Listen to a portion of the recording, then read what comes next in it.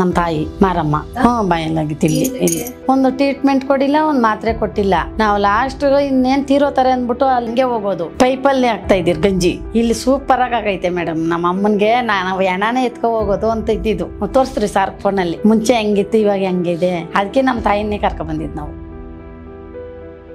ನಮ್ಗ ಫಸ್ಟ್ ಒಂದ್ಸತಿ ನಮ್ಮ ತಂದೆಯರಿದ್ದವಾಗ ಆಗಿತ್ತು. ಆಮೇಲೆ ಒಂದ್ 2 ವರ್ಷಕ್ಕೆ ಶುರುವಾಗಿದೆ. 5 ದಿನ ತಿರ್ಗಿದ್ರಿ. ಒಂದು ಟ್ರೀಟ್ಮೆಂಟ್ ಕೊಡಿಲ್ಲ ಒಂದು ಮಾತ್ರೆ ಕೊಟ್ಟಿಲ್ಲ. ಸ್ಮೆಲ್ ಎಲ್ಲ ಬಂದ್ಬಿಟ್ಟು ನಾವು ಲಾಸ್ಟ್ ಇನ್ನೇನ್ ತೀರೋತಾರೆ ಅಂದ್ಬಿಟ್ಟು ಅಲ್ಲಿ ಒಂದು ಹಾಸ್ಪಿಟ್ಲ್ ಐತೆ. ಅಲ್ಲಿ ಅವರೇ ನೋಡ್ಕೊಂಡು ಸತ್ತೋದ್ರೆ ಅಲ್ಲಿಗೆ ಹಂಗೆ ಹೋಗೋದು. ಅಲ್ಲಿದ್ದಂಗೆ ನಾವ್ ಇದನ್ನ ಕಂಡು ಹಿಡ್ದು ಇಲ್ಲಿ ಬಂದು ಇಲ್ಲಿ ಸೂಪರ್ ಆಗೈತೆ ಮೇಡಮ್. ನಮ್ಮ ಅಮ್ಮನ್ಗೆ ನಾವು ಎಣ್ಣಾನೇ ಎತ್ಕೊ ಹೋಗೋದು ಅಂತ ಇದ್ದಿದ್ದು. ಇಲ್ಲಿ ಬಂದ ಮೇಲೆನೂ ನಮ್ಗೆ ಅನುಮಾನ ಇತ್ತು. ಒಬ್ಬೊಬ್ಬರು ಹಣೆ ಬರೆವೂ ಇರ್ತದೆ. ನಾವು ಮಾಡೋ ಪ್ರಯತ್ನ ಮಾಡ್ಬೇಕು.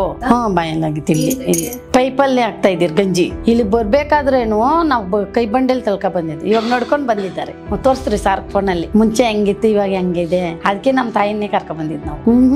ಅದೇ ಕೈ ಬಂಡೆಗೆ ತಳ್ಕ ಬಂದಿದ್ದು. ಇಬ್ರು ಎತ್ಕೊಂಡ್ ಹೋಗ್ಬೇಕಾಗಿತ್ತು. ಚೆನ್ನಾಗಿದ್ದಾರೆ ಮೇಡಮ್. Thank you. ಇಲ್ಲಿಗೆ ಬಂದ್ಮೇಲೆ ನಮ್ಮಮ್ಮ ಊಟ ಮಾಡ್ತಾರೆ, ಮಾತಾಡ್ತಾರೆ, ನಮ್ ಜೊತೆ ಓಡಾಡ್ತಾರೆ. ಇಷ್ಟ ಹಾಸ್ಪಿಟ್ಲ್ ತಿರುಗಿದ್ರೆ ಮೇಲೆ ಆಗಿಲ್ಲ.